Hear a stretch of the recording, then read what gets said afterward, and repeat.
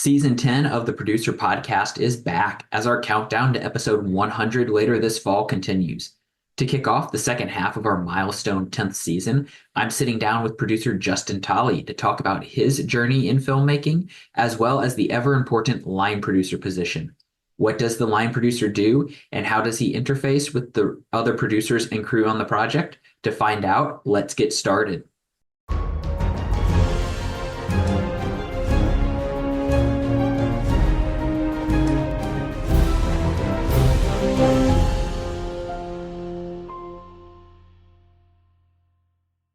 So to kick things off, Justin, I just love to kind of hear your film story and how you got into film, and then also just into the producing realm of things, because that's not usually where people initially gravitate towards when they're getting into film.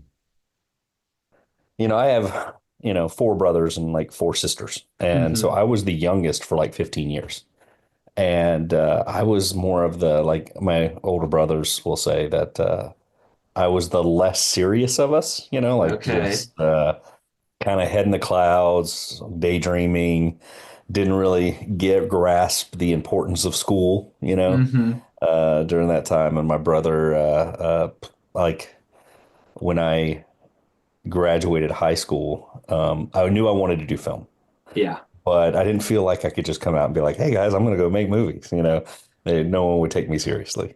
So did some other projects, saved up, and I did like, I joined the military, and then I did construction for a while just to save up money in order to go to film Right. school. My dad. After I graduated, I was real nervous on what he would think because he's blue collar construction, Hmm. did like industrial power plants and stuff like that. And he, he said when I graduated, he was like, "I'm really proud of you for chasing your dream." And I was like, I didn't expect, I mean, not that I never thought he wouldn't support me or anything like that, but just in the back Right. of my head, I just felt like, well, I was the first Tolly to graduate without honors from high school. Okay. And so it's just like, yeah, I'm didn't consider myself, the smart one. And then I hired my older brother Jay. He was a Green Beret veteran, retired out of the military, and wanted to do film as well. And so I pulled him on to this project called Overcomer, Hmm. and just in the as a production office assistant, just so he could kind of get the lay of the land, see if this is something he really wanted to do. And I heard him talking to some other PAs in the office. And Yeah. he was like, if you ever want to see what God can do with a life, look at Justin. You know, he was like, we always wondered who was going to take care of him growing up. And it's true. I was like, it's all true. Like even going through college, um, and I went to film school, and I remember a professor saying, "Hey, how many of you want to direct?" And like 97% of the class raised their hands, and then Hmm. the other 3% wanted to be DPs. And I didn't even know what a DP was. I knew they like, move the camera around and stuff like that, but I didn't really like, I didn't know movies were shot out of order, Yeah. whenever I went to film school. And I remember looking around and just thinking, man, there's only one director on a film, most of them. And I was like, that's some stiff competition just in my class here. Let Hmm. alone, I mean, I want to work. I want to make movies. And I remember I had an instructor, like I was the guy that would volunteer for everything. Like, whatever Okay. your project was, man, I'll be your craft service, or I'll, be your gaffer, or like a lot of student films and stuff. Like I did every position. And but even my instructors, I would volunteer on their projects all the time because I was like, well, they're teaching me. I might as well go and learn on their projects on the weekends Right. because they were always shooting music videos or corporate training videos or whatever. And I have one instructor, we're walking through, so it was a little while ago, we were walking through a Blockbuster, and he's pointing at the DVDs on the shelf, and he says, "Hey, look what it says right here." And on the cover, I don't even remember what the DVD was, but it said director's cut. And I was like, "Oh, it says director's cut." And he goes, "So you want to be a director, but why do you want to be a director?" And I was like, "Well, because I want to have control, creative control of the story. I want to be able to tell stories." Hmm. And then he pointed to it and he was like, "See what it says there, director's cut?" He goes, "Why don't they all say director's cut?" And I was like, "Huh." He goes, "You know what the producer's cut is? It's the one they show in the theater." And so I was like, "Oh, maybe I want to be a producer." And he's like, as a director, you could do one project, maybe, a year, Hmm. maybe 2 years. Sometimes it takes to get a project done. He said, so, most directors, I mean, they may do 10, 15 projects in their lifetime. He said, but like take Jerry Bruckheimer, and this was Jerry Bruckheimer was in the height of his career. It's like he does 70 projects a year where it's TV or whatever, but you Right. can always see his thumbprint on every one of them. And he said he hires all the directors, for the projects. And I was like, oh, man. He goes, he finds a director he likes, finds a story he likes, and he marries them and, puts them together.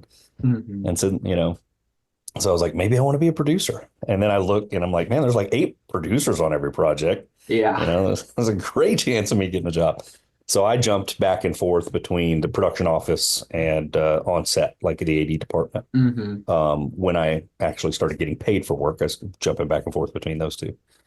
What I found out is no one wants to do those jobs. And so I Right. was like, man, I will look and figure out how to organize somebody else's dream, somebody else's vision. And I got good at it. And so I just wanted to be around other creatives and see how they worked. And so somehow I just hit the path where it's like, hey, you need a film budgeted, call Justin, you need a Yeah. location permit pulled, call this guy, and so at school I was always, doing all the logistics and organizing people's dreams. And so I left there and started working at a production company in Orlando and worked there for about a year and just did so many commercials and stuff with them. And I learned how to basically start up because every commercial was kind of like you're starting everything up, you're hiring everyone, you're locking all locations, for like a 2 day stint, and Yes. then you're wrapping it all up at the end. And so over and over and over again, I got to learn that for a year, and then started doing film. Um, Went and worked on the Kendrick, the Fireproof was my first feature film. Okay. Um, so I slept on Stephen Kendrick's couch, and I slept on it for a night. I like to say that I slept on his couch. I slept on it for one night, and then they were living in a 3 bedroom house. So he put all his kids in one bedroom, and then I slept in the other bedroom. And so it was not like I slept on his couch the entire movie, but I couldn't ask for a better way to start in the industry Hmm. than by working with him on that project. Because yeah, I'd learned how to technically and logistically make movies, but I got to learn, what happens when you trust in God on their movies, Right. and it was amazing to see, and it's true in my life now, just to see, man, when we, scripture, the horse is prepared for battle, but victory belongs to the Lord. And it's like Hmm. we can prep all we want, man, but if we just commit our plans to the Lord and He directs our paths, man, really watch it take off, and watch Him do things like their movies are an example of look at what God can do. Like my life is look what God can do with a life, look what God can do with a movie. They commit everything they do to prayer and seeking the Lord. That's why it takes them so long to make movies because they have a lot of great movie ideas, but they want God movie ideas. And so Hmm. Alex told me a while ago, they had some projects they were thinking about doing some like TV series stuff. And he had pitched me a couple projects. I was like, I'm just not excited about it, man. And he goes, can I tell you a little something? He said, I've never been excited about any project we've done. I think he was 47 at the time, but he's like, I'm a 47-year-old man. And he goes, I want to make Indiana Jones and these epic movies. He said, I don't like, making a movie about a woman teaching another woman how to pray. It's just, Right. he said, but God's called me to it and I'm faithful to it. And so he said, he goes, I will tell you that when God starts showing up on those movies, that's when I get excited. You know, Hmm. anyway, so it repatterned the way I take movies, and that because I used to be like, if I'm excited about a project, I'll go do it. Yeah. If God brings a project to me and I'm excited about it, I'll go do it. And now it's like God calls me to a project, I'm doing it. No matter what size or Hmm. like because I used to say like I started out, I went and worked on secular stuff because I wanted to see how they did it so well. Hmm. Because at that point, like every Christian movie was really cheesy, full of cheese, and so I was like, man, I want to make it with excellence. And so my brother, same brother that was the Green Beret, he was stationed in Hawaii, and and there was a TV show going on called Lost. So I was Mhm. like, man, I want to go get on that show because that is I mean, one, they make so many that each episode's like a movie, and they do 24 of them in a year.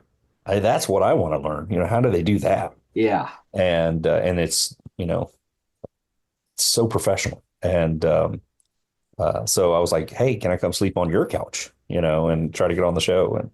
And man, God opened the doors, and it was easy, to get on the show. I was like, man, I thought it was going to be hard to break in, but it was like God just lined up everything kind of perfectly for me. So I got on the show and I started doing that, and worked on any other movie that had come to Hawaii. I would jump on those as well. But it was, God kind of called me away from it, and Mhm. the film had started to become an idol to me, like where I was like, man, I was on my trajectory seemed to be really taking off. And uh, so I left, and God, it's like when I was 30, just used that time to crush me and crumble, and just like, but I developed an intimate relationship with the Lord. Before it was like I was a Christian, I consider myself a Christian, but my relationship with God was kind of like, my relationship with the CEO of a firm, or, like, or the president or something like that, where it was like, hey, I think he's doing good things for me, but I don't feel like I could really get him on the phone. Yeah. And it became a personal relationship with Christ. And so I basically, that's all I wanted. I was like, you know what, God, if you don't want me doing film anymore, whatever you want for me, I will go do. And then my phone started ringing for faith-based films. And this is a testament to the Lord and this is how I take no credit for anything I've been able to do or done. Um, I've never called once for a film.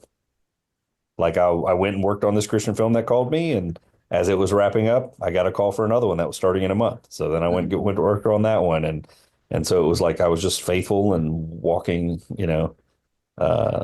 seeking the Lord, and so for the longest time I thought, man, I'm just going to work on faith-based films and that's it. And then I felt like God was telling me, are you putting me in a box? Like I was like, you know what, God, if you, whatever you call me to, if I'm meant to go be a light for one person, then that's fine. But working with the Kindreds, I've been able to work with them on every film, and their standard, I remember on Fireproof, it was, man, if we save one marriage, we're a success. Mhm. And Courageous, we turn one heart of a father back to his children, we're a success. And I mean, genuinely, that's what they meant. We need to teach people how to, if we can teach people how to pray, we're a success. And then when we made, I think it was Overcomer, um, Alex was like, I think we've been, kind of doing it wrong. He was like, I was reading, and God told Isaiah to go to Moab, and this is the message I want you to say, and no one's going to convert. And Isaiah was faithful. He did it, and no one converted. But the Bible says God was pleased with Isaiah. He said, we've got to be willing to make films the way God has called us to make them, and be okay with him just being pleased that we did what he wanted to do. And basically no one seeing it at all. And I was like, whew, man, now it's, I'm at the point where I'm like, okay, God, whatever you call me to, it might not make sense. And I had one of those movies. I remember me and my wife went to a wedding in Wisconsin. It was her cousin's wedding, and we're driving back, and it's me and her and our three children in our Ford Fusion. Instead of taking the minivan, I was like, hey, we'll get better gas mileage if we take this car. Silly idea, because it's like a 7 hour drive with our kids. So I get this call, and this lady calls me, and she's like 3 weeks away from production, and she's directing the film, and it's a very low budget. It's like under $1 million, and she's got no help, and basically one crew member. And I'm like, well, I'll pray for you, just, I was like, well, let me pray about it. I'll talk to the wife. And, I hang up and I look at my wife and I was like, oof, man, I feel bad for her. And my wife's like, are you going to pray about it? And I was like, oh no, here's a teaching moment. And so I prayed, and she was like, my wife just, my wife who wants me home, like we love being home. Mhm. Uh, she loves what I do, not what I do, but that God uses me to do it. Like she's never been really into film or anything like that. Um, but she likes to be home. She Yeah. likes for us to be home as a family. And she was telling me, she goes, man, I think you could really help this lady. And I was like, what? Like normally she's always like, is God really calling? No, I mean, she's never been like that. If ever I say, I feel like God's calling me to it, she's 100% support. But she was the one that was basically saying, hey, really seek the Lord on this, And so I did, and I, felt like it was, a yes. And I just remember it happened so fast. I'm driving down. We're 2.5 weeks away now from production. It takes place, some of it takes place at a school. So school was about to open back up, but we had this small window to shoot in this school for like a week. So she had to get going.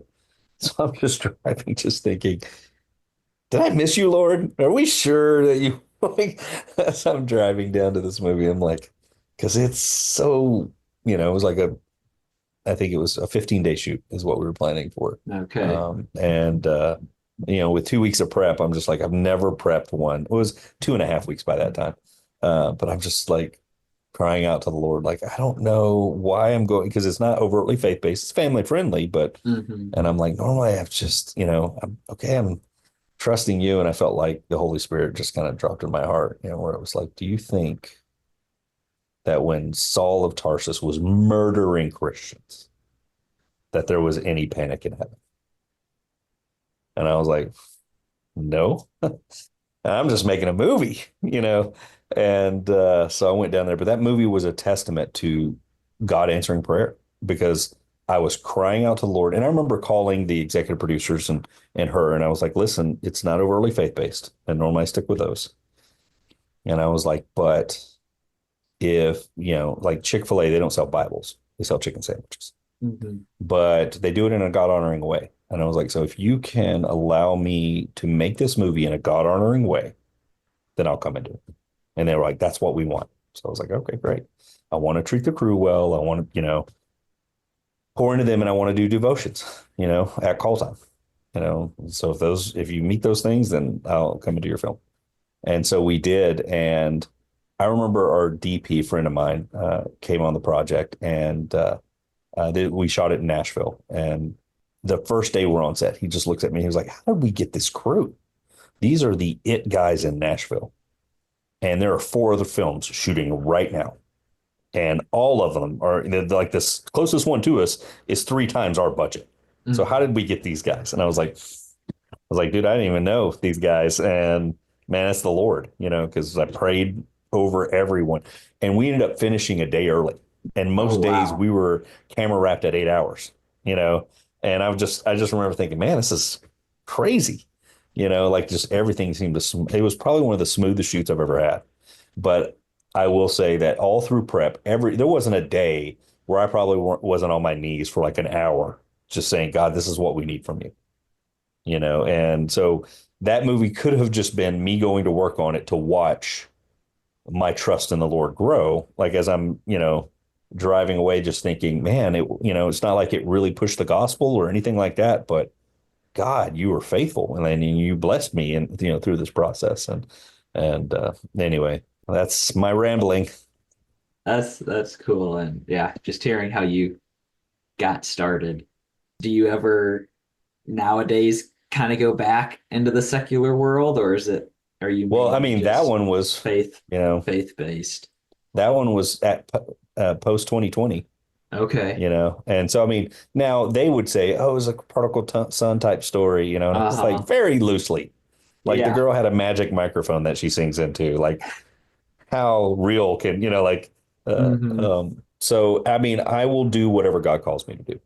My heart is to push the gospel, and so I want to not necessarily do faith light films. I want to, like me and a friend of mine, Josh Walsh, he's really has a burning desire to do faith heavy content. He's Hmm. like, I don't really want to do faith light content anymore. Where it's the story and there's faith there, but he was like, if I think he's gotten to the point where it's like, what is the purpose of our work? Yeah. If it's not for the kingdom, then what are we doing? But Hmm. so, I mean, I will do whatever God calls me to do. Um, I've been very blessed to do mainly faith-based films, and it is, they're hard. You want to treat people well. I think we have a responsibility as Christians to when we're making the product, that is our ministry. Mm-hmm. The end result of the project is whatever God wants to do with it, and we'll be good stewards and we'll make it as professional as we can, as creatively as we can. But ultimately, at the end of the day, there are so many things that could sidetrack the film.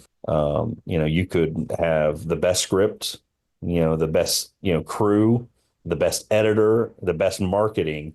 And then the weekend of the release, COVID happens and all the theater chains shut down. So, it's like you really can't dictate what the end product is going to be. But if we make the movie that God wants us to make, the way he wants us to make it, then he'll be pleased with us. And that's all, that's all we should be striving for.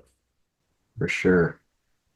I'd love to jump a little bit on what you're talking there about treating the crew well and just kind of hear like, how do you do that? Especially, I know sometimes when you're talking to people doing these low budget projects, like to them, the money's like the issue. Like, yeah, we'd love to treat our crew well, but we don't even have the money to barely make the movie. How can we do that?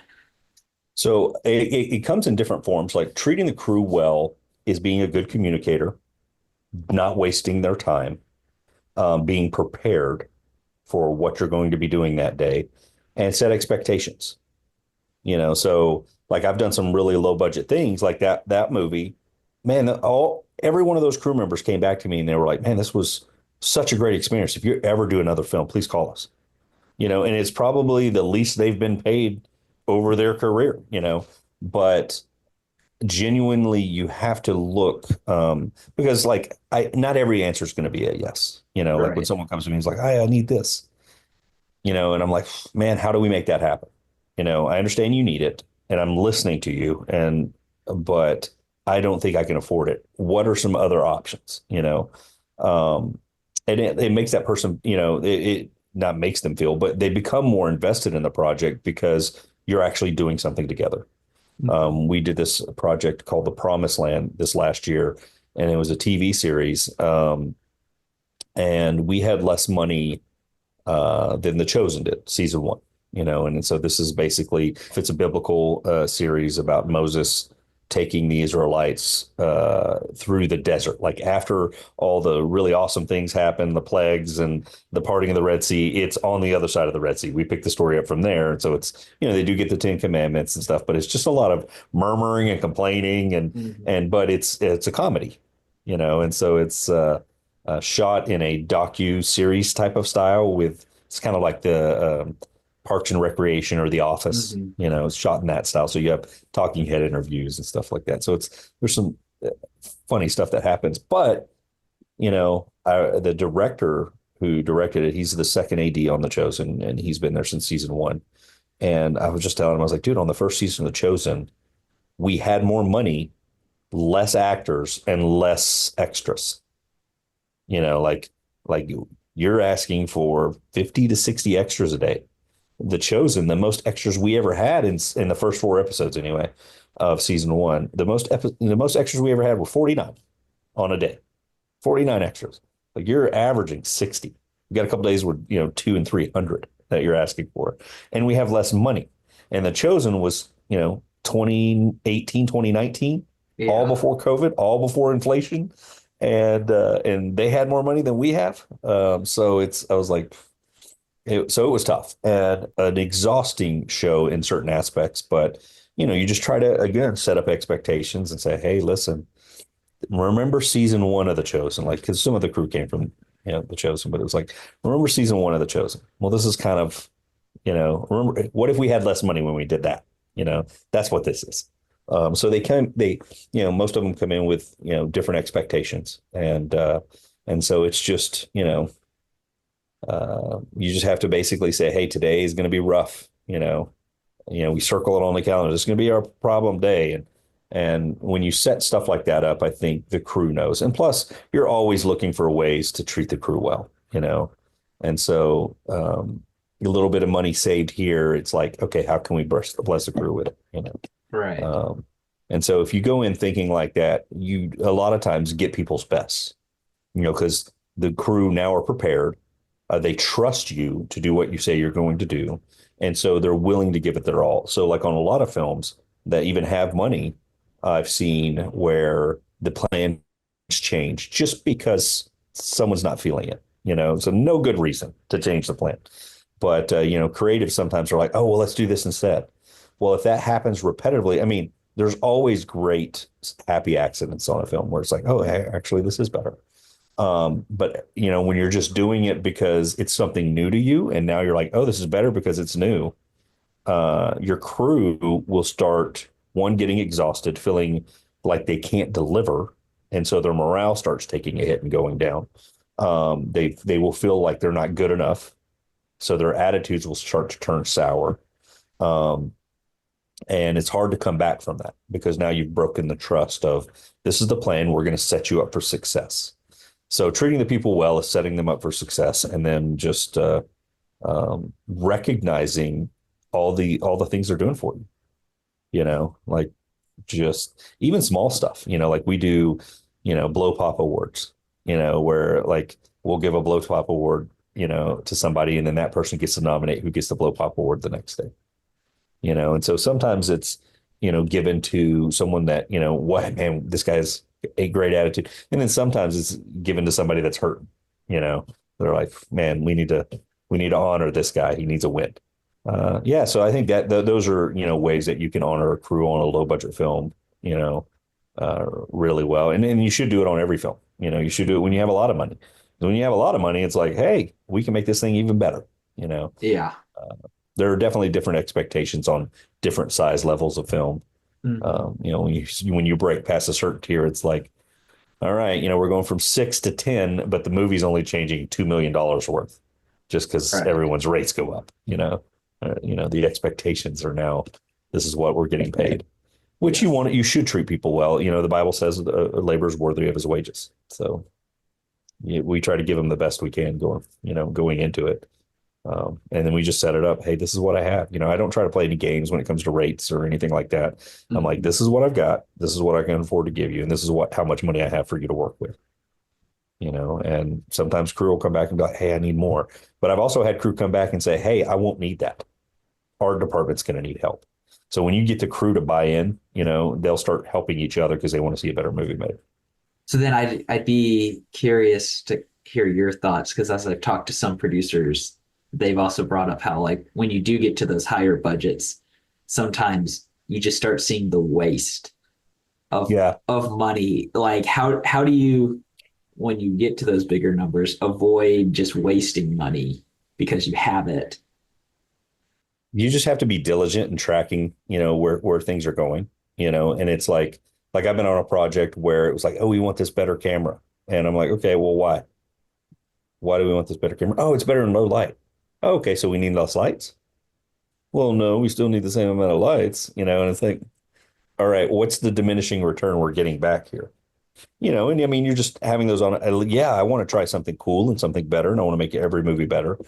And so for some movies, it's like, yeah, we want this low light camera because now we can take our lights and light up the background. So you get more depth in your image and, ultimately end up looking better. But I've also had DPs where like, yeah, if me and you were in the theater, you wouldn't notice the difference.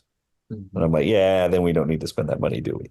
You know, like, and sometimes like if the budget's been set and we've gone through processes and then they come and say they need more equipment, I'm like, well, okay, so is this worth a mandate? But when you have a lot of money, it's mainly just trusting your people, and just you can't get complacent. I think that's where waste comes in, where you start getting complacent on, and obviously you don't want to be so demanding that everyone's just frustrated that you're micromanaging, Yeah. but you always have to look at the bigger picture, and then, point out where you see waste. Just be like, hey, listen, we just spent this and we didn't even use it. We built this jib on top of this third story building and we're not even using it. So we just wasted, $3,000 for the day on the labor and the rig itself. Let's not do that again. Let's be better planners. It's tough sometimes, but I think you've got to be very proactive and very on top of it. The bigger the budget gets, the more prep time you need just to stay ahead of any unexpected expenses. You Mhm. know, like I've been on films where it was like, man, we were just trying to catch up because we got the money so late that we couldn't hire different people. And so everyone felt behind. So we're constantly wearing multiple hats um, and you spread yourself a little thin. I think that's where waste kicks in. But I've also been on projects where it was like, man, we had such a good team that it was like if any of us heard a whisper about a problem or a bad attitude, miscommunication, we addressed it immediately. And that seemed to stretch our budget, good communication. So that's how you try to avoid the waste. I'm not going to say it's always perfect, Right. but because every department seems to fight for themselves sometimes. It's just really getting to know your crew and having those honest conversations of, man, you seem to have everything you need. Is it too much? Hmm. No crew member. I've never had a grip or electric going, we've got enough, you know, like, because they're striving to make it bigger and better. They want it to be their best yet. And so, I mean, you shouldn't get frustrated when someone's asking for more because they're trying to make it better and they're hoping they can. Hmm. Usually it's not a deal breaker where it's like, no, sorry, man, we just can't do that this time. But man, I would love to know more information about that for next time.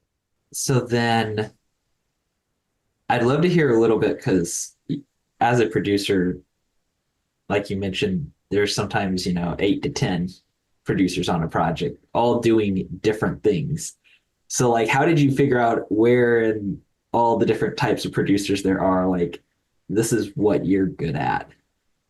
It's out of necessity usually. Like everyone will end up falling into certain roles just because of how people are built. I am built, who was it? Somebody called me more of like a chameleon. They're like, man, you just, I've seen you on different projects and you've done this on some and you've done this on others. So it's understanding where the need is and how, like as producers, like anytime I go on a project, I'm always like, hey, let's define our roles. Mhm. What are we all going to be responsible for? I worked on some where it was like, man, we had 5 producers and it felt like one was the lead producer and he's the driving force. And that's where I'm going to get all my, questions answered. And then the other ones were like, well, that guy brought the money in and he's there to help problem solve, but basically he's already done his job, you know? And then this guy is more creative. So he's sitting by the director constantly and trying to make the story make sense and make it better, make sure the director's supported. And then you've got your day-to-day producer that's just looking for problems, to solve. And so there is an issue sometimes where you have like 8 producers and it's like, man, I feel like 4 of them are doing nothing. What is going on here? But I've been on projects like where there were only 2 of us and, on the ground day to day. And it was like, man, that was exhausting, you know? And it's like the end of those movies, I'm so exhausted. And I'm just like, man, I am dead inside. And then I have a crew member come up and just go, hey, this was one of the smoothest projects I've been a part of. And I'm like, I'm staring right past him, like, I'm just so happy it's over, so you never want to be stretched thin because that is where waste can come in. Mhm. And I think great producers, like I've been on projects where it was a new producer and I saw them at the start of their career.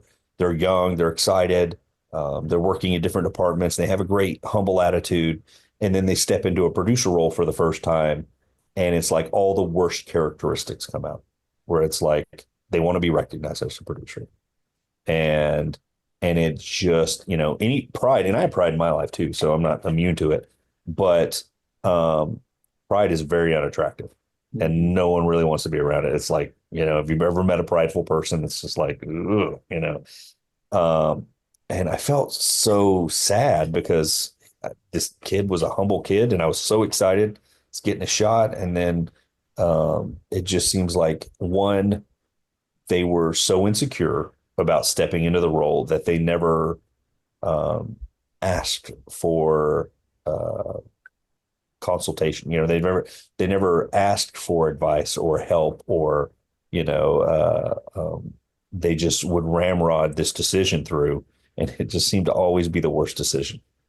And I'm like, man, God is using this project to humble his pride, and just over and over again, it's like the worst possible decision you could make. That's the one you went with. So if you're on a project as a producer, man, just try to make sure you're following the Lord, make sure you stay humble. Mhm. Um, because at the end of the day, it's like, man, I want God to get all the credit anyway. You know, it's like, because the Bible, says where we're weak, he's strong. And so if I can highlight and make sure God is getting all the credit, then he can really show out, because he's getting all the glory. It's like when Abraham went and rescued Lot. Yeah. He took those guys, they went and saved Lot. And the people that they conquered, they were like, you get all the spoils, Abraham. You get all, he goes, no, no, no, no. I don't want any of them. Because then you'll say that you made me rich, but God is making me rich. Mhm. So it's that type of mentality where it's like, man, God, I want you to get all the glory for this. So sometimes it doesn't logistically make sense. Some of the decisions that like I've made on films where I'm like, this is what I think God's wanting us to do. Yeah. Um, but he gets the glory for it. So So since you were talking there, kind of about how you were working with that one like first time producer, I'd just be curious to hear like what's another like piece of advice you maybe give if you're talking to somebody getting ready to produce for their first time. have real conversations, you know, don't be scared to be seen as inadequate, because one, people will start rooting for you. Like if you're humble and you're honest and you're like, man, I really don't know that, educate. Mm-hmm. And one, it gives them a sense of freedom where they feel like, man, I'm helping this guy out and I want to see him succeed. Now I've given him this advice and now I'm hoping he's succeeding. Same thing with the crew. I'm like, man, yeah, I've never done that. Like the first time we ever used a helium balloon on set, I'm like, I've never used one. How many texts does it take? Like what is all encompassing of this helium balloon that you guys want to use so bad? And so explain it to me like I'm five, and so I mean, because no one knows everything. I mean, I probably feel like I know maybe 5% of what I need to know in the industry. Mm-hmm. And so I'm always looking for counsel and advice. Um, one, it gets us on the same page. So I would say with young producers, especially, man, don't be afraid to ask questions that you don't know. Don't, there's this whole narrative in the industry, fake it till you make it. Just, uh, I don't, I, there's a difference in fake it till you make it and try to figure things out.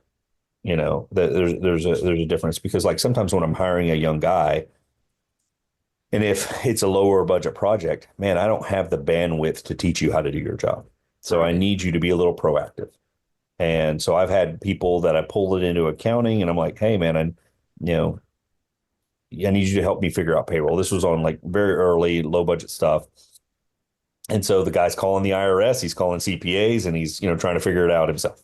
That's great. And I'm honest with him because I'm like, man, I don't know how to do it. I've hired you so that you can take that off my plate and figure it out. And then on the other side of that coin, though, it's like, one, I don't want to pretend that I know everything. Like when someone was first hiring me, I'm like, yeah, I've never done that, but man, I'll give it a shot.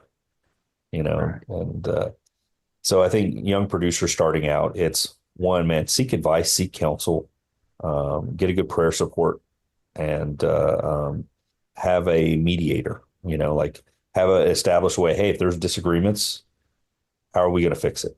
What's Mm-hmm. the protocol for solving a problem? Like my first protocol. Anytime I hear a problem, I call the other producers. I'm like, hey, just want you to be aware, this is an issue. This is how I'm planning to handle it. What do you think? You know, that way I've come up with a solution. I've shared them. I've let them in on the problem. I've come up with a solution. And then if there's any advice they can give me, they feel free to give it to me.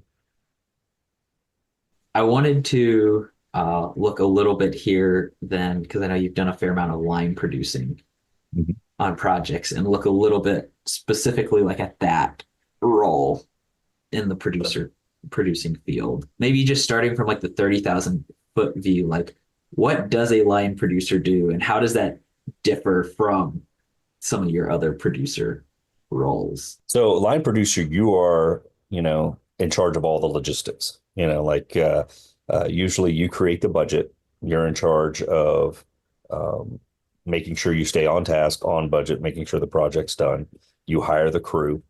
So it's a very logistical position. And so basically you just have to think about all the possibilities. You take the script, you break it down, and you think about every situation, what multiple outcomes there might be to that situation, and what is the most advantage, most clear cut and smartest way to do things, and then you communicate that to your crew.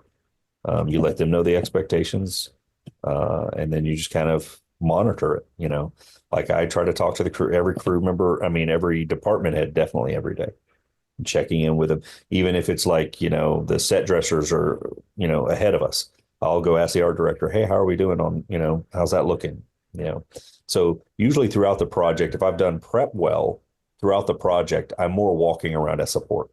Mm-hmm. Hey, you guys have enough? Got everything you need? What would make your job easier? What are some, possible hurdles that you guys foresee? So it's, communication is a big thing in live producing. So then, like, when you first come on to a project, like as a line producer, and you're kind of breaking it down, trying to figure it all out, like, what questions are you asking, like, the director, so that you're clearly seeing his vision for the project? So usually I'm giving the script. And so as I'm breaking down all the script elements, if there's something with stunts, like, we have a wide shot of a battlefield. All right. There was, like, for instance, in Gone with the Wind, the Atlanta Burns was a scene, and it was like 8 minutes of the movie, because it's like they just had this massive montage. So I'll go into things like that, like, hey, all right, so there's this battle. There's a few lines of dialogue. Is this more of a montage battle, or how far into it are we getting? Is it a wide shot where you see the battle and then we're over to our characters, or are you seeing hand-to-hand combat, stuff like that? So it's like you start making a list as you're breaking it down. I usually like to break it down in Final Cut, and I'll read it, and I'll be tagging things as I go. And as I'm tagging things in the script, I have a Word document usually open next to it that I'm writing a list of questions down. Okay. Some of it is to the other producers that have called me. Sometimes there's not a director on it. A producer's like, hey, I need to know how much this is. I'm talking to some directors right now, but I need to know how much this movie is going to be to make. And so I will usually send them a standard, hey, let me know if there's any development fees. What, like, have you already paid for the writer? Was it WGA? Is there anyone else attached, or are there any development fees that have already been attached? What level of cast are you going after with this? Do you already have a location in mind that you want to film it in, or not? What are you going theatrical, or are you going, straight to VOD? What is, the output of the project? What's your hope? And that'll usually tell me a lot. And then a lot of times they'll have them in their mind. They're like, I know I can raise, $3 million. Mm-hmm. So I'm hoping to keep the budget at $3 million. Okay, well, that's going to look way different than an $8 million project. Yes. And here are some examples of things I've done. This is the example of an $8 million or $6 million in a $3 million project. So you can kind of base what the look and stuff might be off of those. All the questions will come as you're breaking it down. It's things I don't know. I'm like, well, I don't know how he's doing this. I'm going to write that down. Usually the type of camera, stuff like that. I just kind of go with what's popular right now. But every now and then, once you pull the DP on, he'll be like, hey, can we get this camera? And I'm like, hey, let me price it out. I'll get back to you, see how much that thing's going to be. Mm-hmm. So, yeah. For people out there who are they have a project and they need to bring a line producer on, like, when should you be getting that line producer, like, attached to your project so that they can start work on it? So I would have, like, if I've got a script I like, I would call a line producer. Like, if I wasn't going to do it myself, I would call a line producer right away, like, and say, basically, hey, I need a budget for this. Mm-hmm. And so usually someone will send me a script. I'll budget it, break it down. If I'm line producing, I'll budget it, break it down, shoot it back to them, and then they'll go raise the funding. And then when they've got the funding, they usually call back and be like, hey, all right, we've got the funding, we've secured it. we're going to start it at this time. And then, so usually very early on, you pull in a line producer because you need to know how much it costs. When you bring someone in early just to do that breakdown, is that usually like its own kind of like separate fee to do that? Or is that Yeah. just like getting rolled, hey, once this is green lit, No, usually, yeah, you have to pay to get because it takes a couple weeks, Mhm. so you're basically paying somebody for a couple of weeks of their time.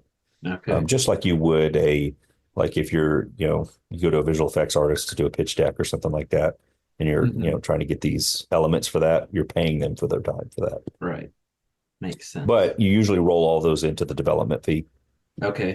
So a lot of times you get a script and you may shop it around. Hey, I've got this great property, and then you find a producer or some funder that's like, hey, I'll fund the development. I believe in that project. Whether Mhm. it's a studio or whatever, they're like, I'll give you X amount to get the script made. Like if you've got somebody's story rights, for instance, sometimes people come in and they'll bankroll the development, because they know it's a really low cost sometimes to develop it, but they're like, we'll give you X amount to get the script written, to get a budget done, and move forward from there. Um, so typically you go pay a writer, you pay, somebody to budget it, break it down afterwards. And then you come back to them and are like, all right, here it is. I've taken it through development. It's developed. It's ready for production. We just need the funds. And then what are qualities that if this person has it, like that's something you want, or maybe if this person has this quality about them, maybe that's not going to be a good fit Yeah. for a line producer, even if they want to be one. It's weird because I wouldn't have said before I started line producing that I had the qualities that I would look for in a line producer. Okay. And when one, you're looking for someone that's just not necessarily on the spectrum, but they love numbers, and everything's black and white to them, and very proactive, and they're not idle at all because it's a lot of it, the minutia, it's mundane, it's like very not necessarily excitable work, so you don't sometimes the people don't have fantastic personalities, like think of an accountant and then you're kind of in the line with, what a line producer may be. Um, so, definitely a more proactive person is what you look for, someone that can see the problem, ask the right questions. I mean, there are people that are way better than me, at it. And I usually try to hire those people. Mhm. Um, but they see the problem and they see the steps. So that's what you look for the most part. You look for somebody that's very good at analyzing issues and having solutions ready to go. So when I work with a line producer, I always like for them to come to me like I do and say, "Hey, here's the problem. Here are some solutions that I thought of." You know, um, and then just someone that stays on top of it. And like now I think I love having a peaceful set where people feel valued. So there are some line producers that get bogged down in the weeds of being penny wise, pound foolish. So Okay. they will be like, hey man, let's save, like this hotel over here is $89 with tax. This one's only 60. And you go look at the hotel and you're like, man, but I wouldn't put my wife in there. That's kind of the standard I use. I'm like, would I want my wife staying in this hotel without me if Uh-huh. I was somewhere else? And if I can't say yes to that, I'm not putting a crew member in there, Hmm. because it's like one, you start valuing the dollar over the morale, of the crew. And so it's like, yeah, you could have spent another $20 on that hotel and your crew member would have felt valued and felt like you wanted him here versus someone coming to the hotel every night, not really wanting to sleep in the bed and just feeling undervalued. Then they come to work undervalued the next day. And it just doesn't get any better. That makes It's sense. like having a really nice car and that's a gasoline car and you put diesel gas in it. Still a nice car, but it's Hmm. not going to perform like you wanted it to. No, it's going to cost a lot more too. Yeah. And that is the true. We'll start wrapping it up here. I got two kind of final questions for you. Um, the first one being, is there any like either common misconceptions or things you run into filmmakers not understanding about the line producer position when you're working in that capacity? That I like to say no, that I am just a bad guy there to crush their hopes and dreams. That's usually the misconception. It's like, oh, well, we got to butter the line producer up so we can get what we want. Like I'll have crew members. I have smart crew members that will talk to me all the time and try to get to know me well so that then they can ask for what they want. And then I have other crew members that I only see them when they want something. Mm. And so they'll come and start trying to, and or they're just like, well, it's he doesn't. They come in with an idea of I don't want them to have something, and it's like that's not the case. You're not arguing with me. You're arguing with global economics. Like we only have so much money. But so yeah, I hate saying no. But people are like, they've made the joke of Justin's love language is words of de-affirmation. Like he just he wants. Crush dreams. And I'm like, no, who would want to do that? Like, no, I've never wanted to be the guy that always said no. But it's just when you look at things rationally and you're like, well, this is what we have. And that doesn't make it any better. Yeah, I've I've definitely had to watch myself a few times on projects that I don't turn into that no guy all the Yeah. time. Yeah. So then, my final question for you is what I call the question of the season. So, like, all my guests are getting asked this one. And it is, how do you de-stress while you're on film projects? Because film is stressful. And if you just bottle that all up, it's not going to be good for you. Yeah. So, I mean, I spend devotion time every day. I'll get to set early. Usually I never have a problem getting up and going to set. Mhm. And at the end of the day, I'm just so wiped that mentally I couldn't do it. So I try to spend some devotion time. It's the one that sets me in the right mindset. I'm asking the Lord for everything I need for that day. And so I'm relying on him to be my source of strength and not my family. And so that ends up, galvanizing my relationship and my trust and my hope on the Lord. But it also, I come out of my car ready to operate in love, ready to operate in humility, and expecting the Lord to do something. So those are the de-stressors, I feel like, because if we just get numb and just basically check out, it's you're not helping anyone. You're kind of a bad witness at that point. And so it's, looking for opportunities for God to show up. If we Yes. can keep our mindset on that throughout an even terrible project, it's going to make that project better. On that, we'll go ahead and wrap up this episode. Awesome. So thank you so much, Justin, for taking Thank the you, time to Micah. come on. Appreciate it, man. Yeah. Appreciate being here. Appreciate you asking me. And let me know if you need anything else, man. With that, I'm going to close the books on this episode of the Producer Podcast. Come back each Friday this fall for new episodes of the show as the journey to episode 100 continues. Until next time, make sure to check out theproducerpodcast.com, share the show with all your producer friends, and thanks for listening.